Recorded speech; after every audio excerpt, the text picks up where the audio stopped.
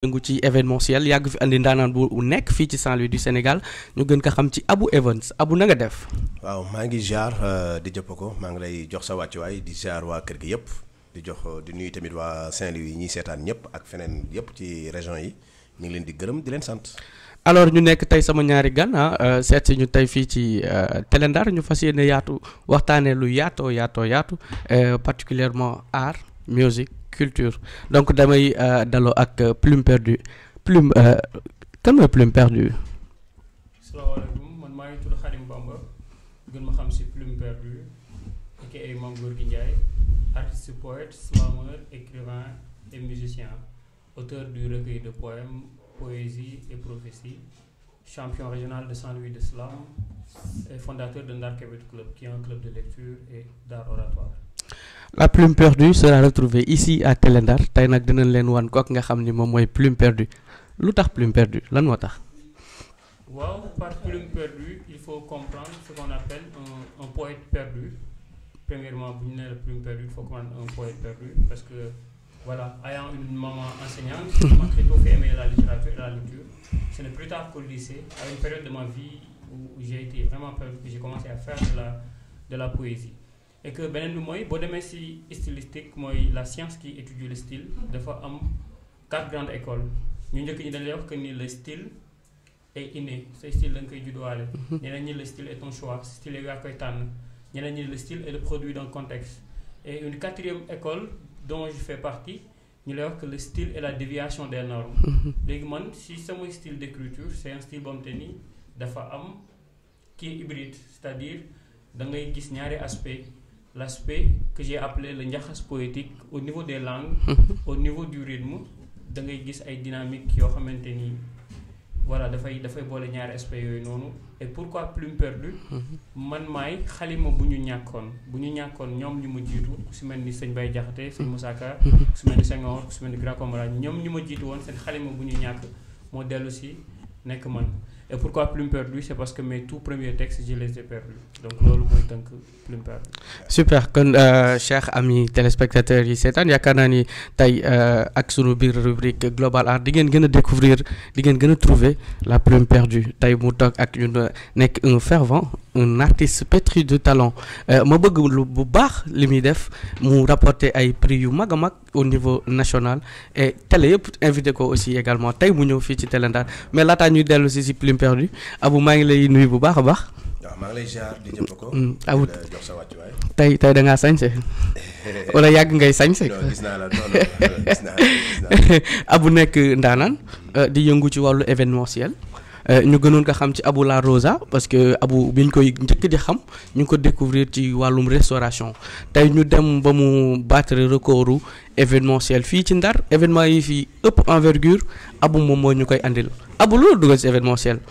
waaw di jëpp ko maa ngi lay ziar di ziaraat waa kër gi di leen jox seen ñëpp seen wàccuwaay di am kontante ak mbégte ci laaj bi nga ma laaj ma ciy am fier pour tontu ci bu baax événementiel dafa nekk li nga xam ne sama passion la maanaam lu ma bëgg la. voilà parce que nit loo bëggul mënoo ko def li ma ci poussé mooy que dama yàgg liggéey ak ay artistes fii à Nouveau de Saint-Louis fii nii ci sama bërëb am ay artistes yu bëri yi nga xam ne tey jii jàppale naa leen ci côté ci li ñu nekk ñoom ba nit ñi xam leen donc 2014 nag laa taxawal sama yëf tuddee ko Abou Evans estiré ko def ci lépp lu ma ci war a def fexe nag dugg nag dëgg-dëgg ci événementiel di indi ay ndaanaan fii ak di liggéey ak artistes yi nga xam ne dañu nekk fii à Saint-Louis pour di leen yokk doole. mu ciy def liggéey bu am solo Abou ñu gis ni tey bëri na ñu ñuy tudd ñoo xam ne ñu ngi fii ci Saint-Louis comme hors Saint-Louis jaar nañu ci sa loxo waaye laata ñuy ñëw également ak ñooñu nga xam ni jaar nañ ci seen loxo ak sa événement yi nga waajal dëgmal dañuy delluwaat ci kooku nga xam ni moom mooy Plume Perdue je suis pas né comme les autres bébés je suis né avec la Plume Perdue qu'est-ce que vous a fait écrire ce poème? Haute prophétie c'est le poème qui me définit le mieux parce que si sama recueil de poèmes bi tudd poésie et prophétie sax prophétie mooy titre éponyme bi maanaam ki nga xamante ni bëgg xam l'artiste que je suis foofu la ñu tënk histoire am ci taalif boobu noonu c'est l'histoire d'un jeune poète dont on a annoncé son arrivée. Et après aussi ça c'est une métaphore. Moi je ne suis pas né comme tous les autres bébés. moi je suis né avec une plume à la main nekkul ni waaw man bi may judd dama ngëpp xalima indaale ko wax ju duñ ko déggee foofu c'est juste une manière de ci souffle poétique bi de dire que ni voilà man li may def nii moom laa xam moom lañ ma mooñaaleel lii mooy sama mission en tant que doomu aadama sunu borom man daf ma sàkk man li ma sàkkee wala li ma war a doxal mooy damaa war a wax ñu may dégg damaa war a bind ñu koy liir dañoo war a jëriñu si man damaa war a jëriñaate te loolu lépp nag maa ngi koy jëlee si nit yi ma wër muy sama entourage sama environnement. Intéressant ñu gis ni au-delà de l'écriture yaa ngi yëngatu ci slam slam mooy lan mooy slam pour quelqu'un qui comprend pas en fait li nga xam ne moom mooy slam parce que slam daan nañ koy bi ñuy gën nekk ndaw daan nañ gis en l'occurrence yu mel ni Matador di def slam mais peut-être période boobu c'était pas très plausible à l'endroit de certains gens yoo xam ne xamuñu exactement lan mooy slam tey ñooñ boo leen doon dimbalee ñu xam slam mooy lan. waaw dama la koy tontoo ni ko sama maam ni mu koy tuddee wala man ni ma koy tontoo moom du wax Xaadim mi ngi slam boo ma doon laajte daan la xoolal ba xam nekkul si néegam di kebetu man laa ko jàppee dama jàpp ni slam mooy kebetu mbir la mu nekk ci diggante way ak taasu au départ taalif la booy bind taalif la wala texte la lu ñu bind la loo xamante ni après moom ngay génne ci rythme moom ngay génne voilà ku nekk nag ak ni mu koy defee am na nag voilà pour peut-être se conformer un peu aux normes mais fekkee man nekkuma foofu ñu lay wax boo laajtee qu'est-ce que le slam ñu ne le slam c'est une discipline bu juddee États-Unis et que benn menuisier bu tudd Mark Smith moo ko créé loolu lañ lay wax voilà man nag dama jàpp ni loolu parce que yàggul on te dit vers les années 80-90 man dama jàpp ni bien avant cela suñu mag ñi fi nekkoon ku si mel ni sëñ Baye Jaxate Cheikh Moussa Ka lu ñu doon def si kebatu ñoom seen taalif ñu doon bindu pare ak ni ñu ko doon jàllale ak seen baat man dama jàpp ni loolu moo jiitu li ñuy woowee léegi slam mën naa nangu nag ni xëy na terme slam ñu ni loolu slam ñoom foofu la jógee foofu lañ ko tuddee. voilà man noonu laa ko. parce que slam du baatu wolof ah. voilà mais kebetu tey. on peut comprendre pour quelqu'un qui nga xam ne peut-être appréhendé wul woon le mot slam boo ko nee kebetu dina mën a parce que effectivement quand on voit quelqu'un qui fait du slam tu as l'impression que comme si dafay kebetu. parce que am na ñu bëri également ñu koy jaawale ak hip-hop. alors que yamul donc j'espère que loolu nga andi par rapport ak définition wu slam c'est très clair et exhaustif en même temps Abou. waaw man moom ci li ma ciy wax. comme ci li mu wax noonu laa koy gën a encourager. di ko wax ni mi ngi ci yoon bi te li mu nekk nit loo gëm rek bu yàggee mu doon dara. xamante wuñu wax dëgg fa yàlla mais xam naa ne ndaanaan la. parce que mos nañ ñu présenter te aaru ndar moom dafa xaw metti ñëpp xam nañu aaru ndar li fi am lan la quoi. donc booy xaar nit ñi doo def. absolument il faut que yow nga jóg xam ne lii yow yaa ko bëgg nga am sa engagement def ko ni nga ko war a defee. absolument ku la ciy fekk la ci. et wane nga loolu parce que tey gënoon nañ la xam ci restauration tey ñu gis la nga nekk ci kaw ci wàllum événementiel c'est événementiel bi nga njëkk a organisé kan la woon ak fan la woon ak nu mu demee. waaw kooku Tarba Mbaye la. ba maa ngi ko defee woon Music Club ci biir salle bu mag bi boîte bi moo ko Mbaye Ndiaye ci laa boole woon parce que bu ma njëkk tëgg mooy première ñëw Tarba Mbaye fii en Saint-Louis ba ma fa jógee après ci laa indi Yoro Ndiaye. ba ma fa jógee ci laa indiwaat Tarba Mbaye fii. ma jóge ci après indi Ibra Nadio la phénomène du ñëpp xam na ne Ibra moom ndaanaan la donc almadi yi muy tëgg da koy fees dellu gis a fermé lay def yàlla suñu borom dimbali ma ba ma ko indee fii ma am ci tamit succès. yàlla defal ma ci ndam ak tawféex. Ibra yaa ko njëkk andi. waaw maa ko njëkk a dugal Saint-Louis fii comme Tarba na ma ko njëkkee dugal fii en Saint-Louis yow damay xool artistes yi nga xam ne mosuñu fi ñëw. ma fexe indi leen. absolument parce que jeunesse bi dañuy soxla lu mel noonu waruñu leen di gis ci télé bi kese. wala di am envie gis dara mu jafe leen du yoon parce que culture dafa bokk ci dëkk. absolument culture warul noyé ci dëkk. absolument léegi nag ci kaw loolu yëpp nag. taxul ni dama bàyyi waa Ndar. parce que lu ma am Ndar moom ko gënal te lu ma am tamit Ndar laa koy indi. donc su ma ko defee tamit damay fexe jël. ay nit boole leen ci ñuy gérer première partie yi. comme yi nga xam te dañ fi nekk tey jii bëgg visibilité. ay artistes yi xam ne ñu ngi door te ñoom xamuñu leen bu nekk essence de produit ñun ak ñoom. su ma mënee demee tamit ba am link ak moyen mun jël fi artistes yóbbu ko tey Dakar wala yóbbu ko Saly dama koy def sama événement yemul fii rek. macha allah voilà kooku mooy Abou Evans Plume Perdue tey mu nekk sunu guest star nekk quelqu'un ki nga xamante ni si dafay yëngu ci art de manière générale si je peux m'exprimer ainsi Plume Perdue au-delà de l'écriture de la poésie et gis nañu ni également da nga nekk ci association bu tudd sans étudiants volontaires yow yaay seen secrétaire général. Donc seen ay activités gën a focaliser wu ci vacataria. si des activités à but non lucratif ana est-ce que mën nga ñëw ak ñun tuuti ci loolu. waaw sans étudiants volontaires parce que voilà bi ma nekkee université lañ ko taxawaloon.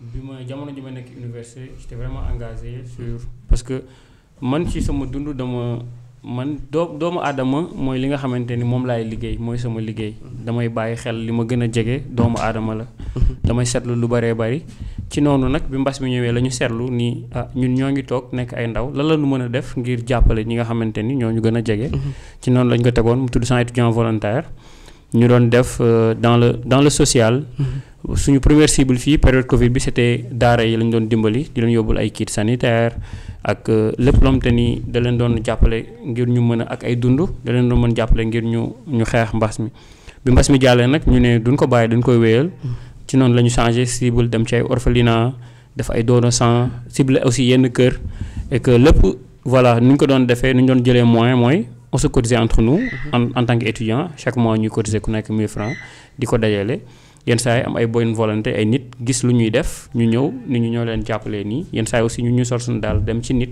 comme te yaakaar nañ ko ni ko jàppalee ñu lii donc c'est ça man maa nekk secrétaire général bi ci cellule bu Saint-Louis bi même su fekkee récemment je suis beaucoup plus concentré ci sama carrière artistique mais sama xarit yi ma ko sosandool ku ci mel ni Ibrahima Diagne Cheikh Ahmed Tidiane Bousso ñu ngi ci ba léegi ñi ngi koy doxal bu voilà je peux dire que actuellement posture bu ma gën a nekkee mooy nekk un ambassadeur de l'association di si participer mais je suis beaucoup plus concentré sur ma carrière artistique. ci sa carrière mais tey su ma la doon laaj ci slam bi. ci œuvre yi nga xam ne jot nga ko présenté ban moo la ci gën marqué. man en fait parce que man boo ma bëggee tënk peut-être si slam kese. da nga may tënk. mais ma bëgg ñëw foofu waaw man ma bëggee xam loolu. du sama facette boobu yëpp. moo tax man li ma gën a marqué wala li ma gën a naas su may def mooy man je fais de l'art scénique je suis un performeur. ay performance lay def récemment yaa ngi doon gis bi ma dugalee reportage bi loolu defoon ci man. ñu bëri ñi ngi doon message naan man daal sa njaab bi moo ma koy def wala sa njaab moo ma jaaxal. donc man su ma quitté point A sax. dem point B démarche bu may def ça c'est une performance artistique. super wala su ma jëlee café tey naan ci am na nu ma koy naan am na lu ma ci bëgg a wax. c'est une performance artistique. je suis beaucoup plus dans l'art scénique loolu moo tax maa ngi Gorgui Ndiaye bi ak yeneen yu bëri mais peut-être événement boo xamante ni gën na ma marqué ci sama carrière yàggul dara bi may def restitution du projet Gangounaay parce que y avait ma mère devant yàgg na di ñëw sama ay prestations mais peut-être ak sama ay tante ak suñu waa kër yu ñëw xëy na bis boobu ñoom la ñu gën a gis l'artiste que je suis et que si laa gën a am plus de liberté pour def peut-être xëy na dañ la gis ngay dugg di génn ñu lay gis ngay dem ci télé ñuy gis mais xamuñu peut-être yow yaay kan xëy na nag suñu borom def na bis boobu la mbóot mi génn ba tey jii ñoom bët bu ñu la doon xoolee changé na ils te comprennent beaucoup plus yenn affaire yu bëri yooyu def. kon loolu am na importance. ci sa carrière mais est-ce que mën nga ñëw ak ñun ci benn extrait en acapella pour partager un texte. Ouais. Ratatatatatouille, ça y est, ils ont encore recommencé.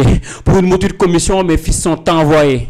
Que des cons en mission. La science explose, s'impose, sans conscience, ruine, amour et paix. Pour couper la tête de son frère, l'homme n'a plus besoin d'épée. Querelle, combat, conflit, pourquoi tant de tensions entre attentats et hostilité? L'homme cède face à la tentation. Pendant que pétrole, poudre et uranium priment sur tout, faune et flore craquent, impact sur notre humanité surtout. Monsieur le commissaire, je me nomme la Terre. Je suis la seule qui vous offre la vie. Je suis la planète nourricière. Je suis déçu et chagriné de voir que mes fils n'arrêteront guère de faire la guerre. Monsieur le commissaire, je viens déposer ma plainte contre X. Avec ma saine colère. Ratatatatouille, ratatatouille, mettez-vous à terre, si c'est le feu sans savoir qu'il est lui-même la flamme du mal comme X qui a tué le King Martin parce qu'il voulait lutter. I have a dream that one day, l'échange se fait par la sueur de nos fronts et non par du métal. Que nos âmes chantent l'hymne de la paix et non celui des balles. La Dansonia serre la main de l'Abyss Nubidica au sommet des États-Unis d'Afrique, qu'ils acceptent enfin qu'il est le berceau de l'humanité et non le continent à Afrique. Ils le savent mieux que nous. La richesse, c'est ici qu'elle loge, Afrique des fiers guerriers. ce ne sont pas que des éloges. Moi aussi, j'ai un rêve, celui de ne plus voir que les droits humains ne sont que des textes consignés, signés, puis confinés dans des tiroirs. J'ai vu des femmes voilées, violées, violentées pour leur foi. J'ai vu des hommes amputés, emprisonnés, poignardés pour leur choix. Assez, il est temps d'arrêter de crier à gauche et à droite. Droit à la justice et à la défense, alors que des innocents se font torturer, tuer sous la sourde intervention des grands. Assez insensé quand vous parlez du droit de se marier avec le libre et plein consentement, alors qu'au nom de la distinction, l'écart est grand entre le fils d'un chancelier et la fille d'un immigré. Sans toi, monsieur le commissaire, qu'en est-il des droits économiques, sociaux et culturels? Comment faire pour ne pas parler du droit de la reproduction et des droits sexuels? Ma raison lasse se demande encore pourquoi, et mon cœur saigne de désespoir. Quelle horreur! Ce qu'il nous faut, c'est plus d'amour, plus de poésie, plus de partage, plus de solidarité, plus de courage. Dans la musique des péripéties, se dire fièrement entre frères. Kula faale wul man mi malay faale. Assalamu alaikum. Machallah. Kooku moom mooy Plume Perdue mu nekk un grand daanaan, champion régional de Saint-Louis de Slam et fondateur de Ndar Kebetu Club. Kooku moom mooy Plume Perdue. Yaakaar naa ni texte boobu c'est riche. Mais là, on peut comprendre ci loolu parce que pour ceux qui ne comprennent pas, on a comme l'impression qu'il y a la terre qui parle. Qu'est-ce qu'on comprend? Qu'est-ce qu'on peut comprendre? Ouais, texte oui, c'est un poème de plainte contre X. Plainte contre X, et dans ce texte, c'est la planète Terre qui va voir monsieur le commissaire pour déposer une plainte contre X parce que kenn nanguwul ni mu am tort dans une société énorgueillie, une société boo xamante ni voilà, il y a beaucoup de... Le message, c'est un appel à l'humanité. Voilà, dans la musique des péripéties, se dire fièrement entre frères ku la faalewul man maa lay faale. Parce que dañu nekk ci jamono joo xamante ni loolu ce qu'on appelle l'humain dafa tumuranke. Dañu jiital ñàkk jàmm, dañuy tontu te duñu déglu, dañu jiital ñàkk ngëm, dañu jiital xaalis. Tu vois, moo tax mu wax dans le texte mais moi si j'ai un rêve que un jour ñu échanger par la sueur de nos cœurs et non par du métal. Donc xaalis dañ ko war a am parce que dañ ko soxla pour jënd ak jaay, waaye waruñu ko teg ba mu sut doomu aadama. moo tax ñu am na ñuy faat ay nit, am na ñuy def leneen ak leneen ndax rek dañ jiital loo xamante ni c'est du métal et c'est du biais. Après aussi beneen bi waaye la buy woote ci jàmm. Absolument. dañuy woote ci jàmm ku la faalewul man maa lay faale. nañu yëgante entre doomu aadama. Et voilà, texte boobu c'est ça. Et voilà, c'était après Covid laa ko bindoon et que moom moo jëloon première pli Slam Covid bu UNESCO organisé woon ak au commissariat des droits de l'homme. Plainte contre X mu nekk œuvre bu extraordinaire moom moo ko permettre messieurs dames mu jël prix boobu nga xam ne UNESCO ñoom ñoo ko mais ma déggaat ci biir ba tey dégradation de la planète, c'est comme si on a comme l'impression que la Terre souffre. On a comme l'impression que la Terre veut parler parce que gis nañ atmosphère bi nu ñu ko def, comment on exploite les ressources et loolu aussi c'est touchant hein. Abou loo bëgg andi. waaw man moom li ma ciy wax mooy que déglu naa ko mais kii dafa jar a jàppale. waaw parce que li mu fi wax nii def naa ni képp ku taxul war nga xam li muy wax lan lay tekki quoi en fait. te li muy wax ci xol la jógee. te li muy wax moom moo xew ci réew mi. Absolument. waaw donc li mu ëmb moo bëre quoi en fait. donc dafa laaj ñu jàppale ko dooleel ko ba fu mu bëgg àgg mu àgg fa comme ni ñu jàppale yeneen doomu jaamur yi ñu nekk ci yeneen région kon kii suñu doomu dëkk la kon war nañ ko teg loxo dimbali ko ci li mu bëgg ba suñu borom dégg ko quoi. Macha allah parce que talent bi mi ngi fi quoi. Macha allah Abou Evans kooku moom mooy Abou Evans Plume Perdue li nga andi léegi maa ngi gis commentaire yi gars yi nee nañu lii dafa doy waar parce que ñu ngi seetaan en exclusivité sur Télé Ndar votre émission Global Art avec votre DJ préféré DJ Paco et on a comme invité Plume Perdue et Abou Evans ici sur Télé Ndar ban message ngay bàyyi. waaw message bu ma bëgg bàyyi mooy que ñu delluwaat xam ñu ñooy kan soo xoolee sànq waxtaan ci avant émission bi pourquoi ñu may wax Mame Gorgui Ndiaye parce que xëy na fonk sama cosaan wala bëgg fonk sama cosaan et fexe bu ñu nekk suñu jamono yi moo tax je m'identifie à cet personnage de Mame Gorgui Ndiaye mi nga xamante ni au-delà ci lamb bi mu doon def da ci doon defaale poésie. Je trouve que c'est un artiste poète doon def poésie ci bàkku loolu suñu suñu mbatit la suñu culture la ñun ñoo ko moom. li mu doon def sëru dënk bi mu doon takk. li mu doon wax di ci le cousinage à plaisanterie ñun ñoo ko moom. donc moo tax mooy incarner personnage boobu noonu ak sagesse bu mu si amoon. c'est juste pour message bi samay moroom ñi ma maasee laa koy gën a jox.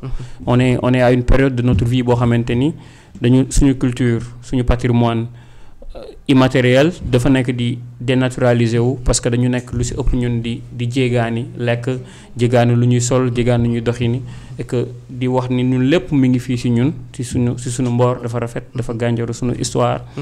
waaw ñu fonkaat ku mel ni Cheikh Anta Diop. ñu déglu ay waxam ñu fonkaat si suñu cosaan bu baax te gëstu ko. c'est le message que je voulais lancer et voilà loolu ñi ñëw suñuy performance di gis le projet Gangunaay ñoom ñu ngi nekk di ko dund. yéen a ngi koy waaj yéen a ngi ci projet Gangunaay bi. et muy message bu fructueux à l'endroit de tout le monde muy lu nu war a bàyyiwaat xel parce que olof loolu la wax ku wàcc sa ànd boo dem fekk fa boroomam donc et que c'est important parce que tey on a remarqué que société bi tey jéggaane bi li ñu jéggaane dafa bëri c'est trop ba ci làkk bi sax.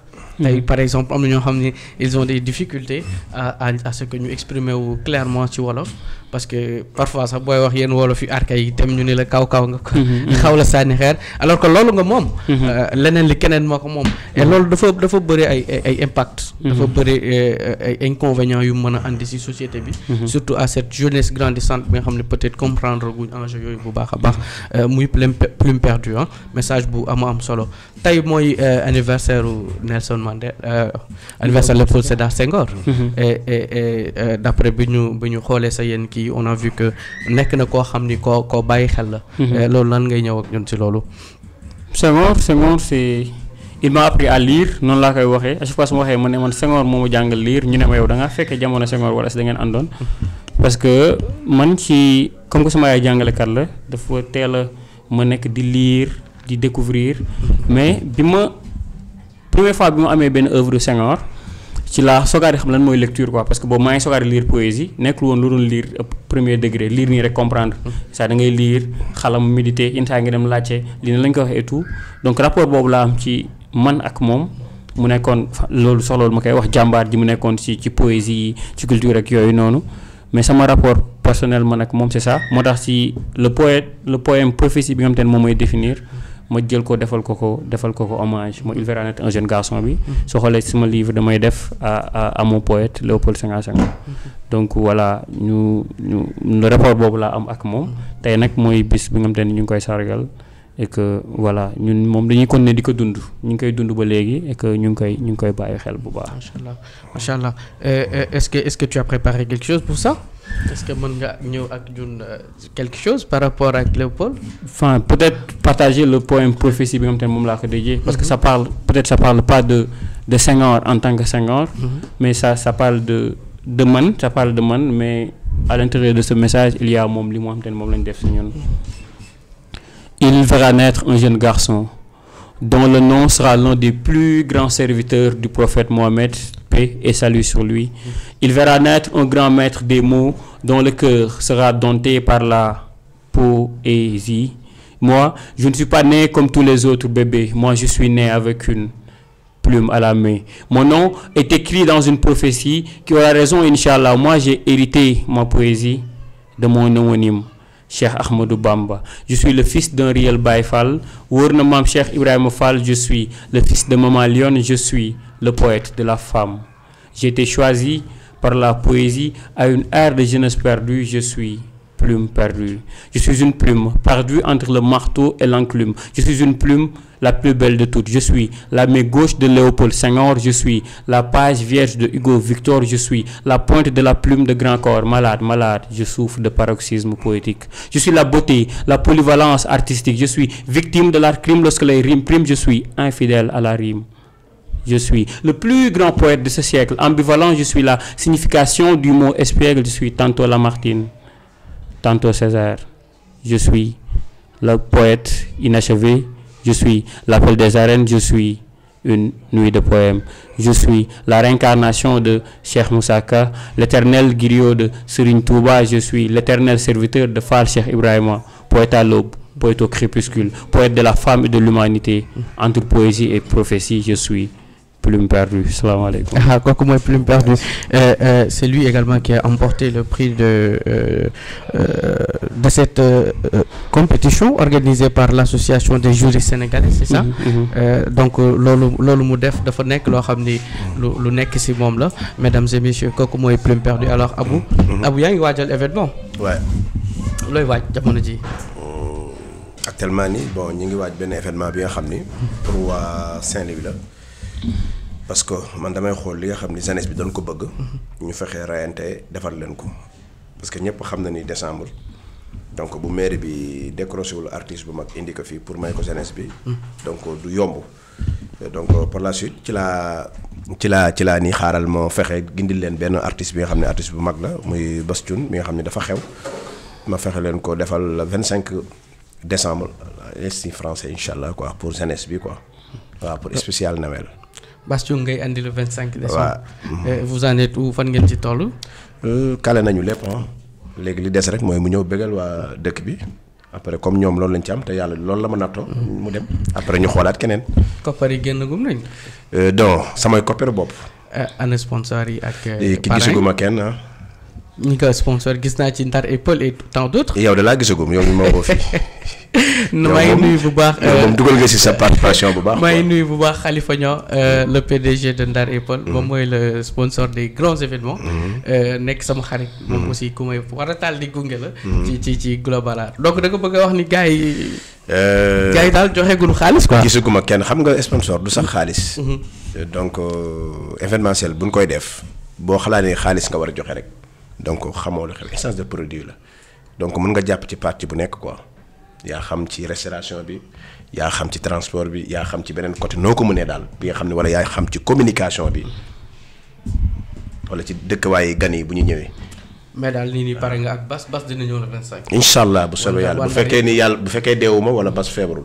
dina ñëw donc mesdames et messieurs date boobu c'est une date à retenir à ne surtout pas manquer foofu ca institut français Saint-Louis du Sénégal ak Abou Even et l'enfant chéri de Dakar Bass Thioung borom king de l'ambiance et Plume Perdue temps bi moo ngi avancé ana lan ngay tëjee.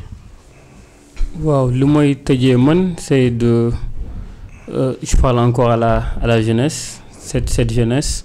C'est que voilà, surtout du côté de la culture à Saint-Louis, c'est que de dire que cette jeunesse elle n'est pas fainéante comme on le pense. Cette jeunesse elle est travailleuse, ñi ngi fi nekk ñi ngi produire et que voilà c'est à la communauté saint-louisienne de décomplexer nañu gëm produit bu fi nekk ñu topp ko ñu suuxat ko man loolu mooy sama xeex. ñu bëri dañuy gis ni peut-être waaw ça fait un moment nekkatoo Dakar on te voit plus à Dakar après man dama gëm que ni. Comme on dit bay sa wewu tànk voilà sa dëkk ngay nekk liggéeyal sa dëkk sa waa dëkk ñoo lay gëm ba après feneen fooy mënti yegg nga yegg fa donc ci noonu laay waxee cette jeunesse saint-louisienne que produit yi nga xamante ni moom la ñu am fii nii nañu gëm produit yooyu noonu ñu topp produit yooyu ñu jafal ko après effort yu ñuy def pour yeneen dëkk ku si dem feneen effort yu ngay def bu nekkee sa dëkk na nga ko njëkkee ñu defee ko foofu et que ku mel ni Abou événement yu muy def nañ ci dem même bu fekkee sax tey jii yow da nga nekk nit koo xamante ni foofu du sax sa jëmukaay mais lu mu doon wax léegi lu am solo par la contribution mën nga jënd ticket pour dooleel li nga xamante ne moom la nekk di def même su fekkee demuloo ci donc c'était ça mon message à cette jeunesse saint-louisienne de croire à nos produits locaux et de les accompagner. Merci. Voilà merci beaucoup Plume Perdue mais laata may tëj rek dama lay laaj par rapport ak say partenariats yi est-ce que parce que am nga ay partenaires occidentaux est-ce que mës nga def featuring ak quelconque artiste. waaw actuellement le projet sur lequel je travaille muy Gangunaay c'est un album de slam en même temps il y a un livre qui va l'accompagner et surtout le plus important c'est une pièce une performance solo slam. nga xamante ni on a joué le Working Progress bi passé fii nii ci institut français ci 12 minutes spectacle ni ñoo ngi xool lu ñu koy pousser ba mu nekk une pièce boo xamante ni tey jii ñun li ñu moom la ñu ciy wane pour ñu mën ko jouer feneen jouer ko fu nekk ci àdduna bi nii ñoo ngi def ay featuring mais en fait man ci ni may liggéeyee nu may defee featuring c'est pas parce que diw nekk na à l'international que obligatoirement da nga war a def ak moom. Je suis un artiste qui est beaucoup plus défini par la sensation muy yëg-yëg damay yëg tel artiste lu muy def wala ma gis aussi que am na sens contribution par rapport au projet bu ma nekk on fait une collaboration mais tëjuñu suñu collaboration ak kenn artiste bu fu mu mënti nekk ki nekk États-Unis ak ki nekk Saint-Louis la ñu yemale pour def collaboration li am solo mooy c'est souffle artistique boobu souffle poétique boobu noonu mu bañ a dee mu bañ nekk lu mécanique le ndeysaan comme on l'appelle mu nekk loo xamante ni man yëg naa ko moom yëg na ko et qu'on collabore ñu dem si. mais voyager ko à travers activité islamique. Non, pour le moment j'évolue au niveau du Sénégal laa nekk di def samay prestations Saint-Louis Dakar et yeneen régions yi et que bu jotee très bientôt ñu war a dem beneen dëkk dañ fay dem incha allah. Un garçon que je vous propose de suivre, mesdames, mesdemoiselles et messieurs, du nom de Plume Perdue mu nekk koo xam ni ku jar a bàyyi xel la mais également ku jar a jàppale la de par ce qu'il est en train de faire ci loolu nga xam mooy art et culture de manière générale. Alors maa ngi nuyu bu baax waa team Plume Perdue gars yi fa nekk yëpp cat ba cat ñoom ñëpp maa ngi leen di nuyu également Moustique Fashion c'est mon ami di tëjee foofu di wax mesdames, mesdemoiselles et messieurs maa ngi leen di jox dig daje ak beneen numéro ak beneen artiste fii ci Saint-Louis du Sénégal ci biir Télé Ndar loolu nga xam ne mooy Global Art présenté par DJ Paco merci. jaajëf. C'est bon.